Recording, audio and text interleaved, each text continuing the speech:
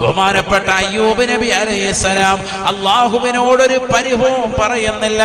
അല്ലാഹുവേ, എനിക്ക് ഈ രോഗം നൽകിയല്ലോ റബ്ബേ, എന്നെ നീ പരീക്ഷിച്ചല്ലോ അല്ലാ.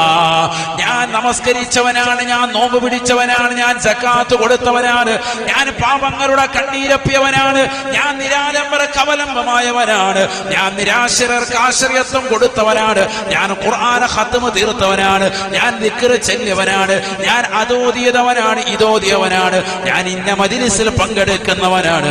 എന്നിട്ടും അല്ലാഹു എനിക്ക് ഈ പരീക്ഷണങ്ങൾ നൽകിയല്ലോ. എത്രയെത്ര ആളുകളാണ് നമുക്കിടയിൽ ഈ രീതിയിലുള്ള കമന്റുകൾ പറയുന്നത്. സഹോദരാ, ഈ രീതിയിൽ വിലപിക്കുന്ന ഉമ്മമാരില്ലേ, സഹോദരിമാരില്ലേ?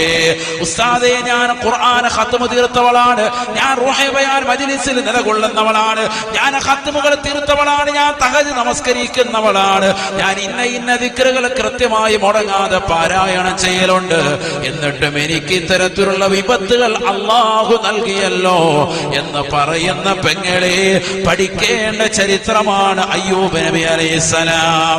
എല്ലാ പ്രതിസന്ധികളുടെ ഘട്ടങ്ങളിലും ഒരേ ഒരു വാക്യം മാത്രമാണ്, ഹസ്ബുനല്ലാഹു വനിഅമൽ വകീൽ, നിഅമൽ മൗലാ വനിഅമൻ നസീർ.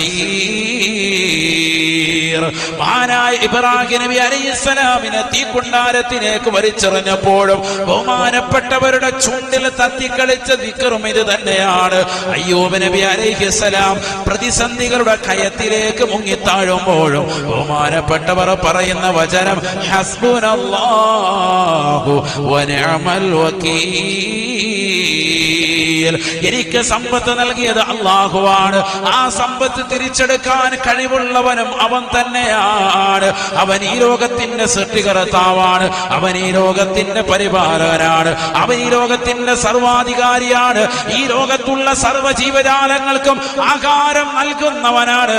അങ്ങകലെ കത്തിച്ചൊലിക്കുന്നതാകുന്ന നരകകുണ്ടാരങ്ങളെ സൃഷ്ടിച്ചതും അല്ലാഹുവാണ്, പടച്ചറപ്പാണ്. ലോകത്തുള്ള സർവ്വ സൃഷ്ടിജാലങ്ങൾക്കും ആഹാരം നൽകുന്നവൻ അവനാണ്. അവൻ എന്ത് തീരുമാനിക്കുന്നുവോ ആ തീരുമാനത്തിൽ ഞാനിതാ പരിപൂർണമായി ഉറച്ചു നിൽക്കുന്നു എന്ന് പറഞ്ഞുകൊണ്ട് അയ്യൂബ് നബി അലൈഹിസ്സലാം പരിപൂർണമായി ക്ഷമ അവലംബിക്കുകയാ. അയ്യൂബ് നബി അലൈഹിസ്സലാം അല്ലാഹുവിനോട് പരാതി പറയുന്നില്ല, വേവലാതിപ്പെടുന്നില്ല.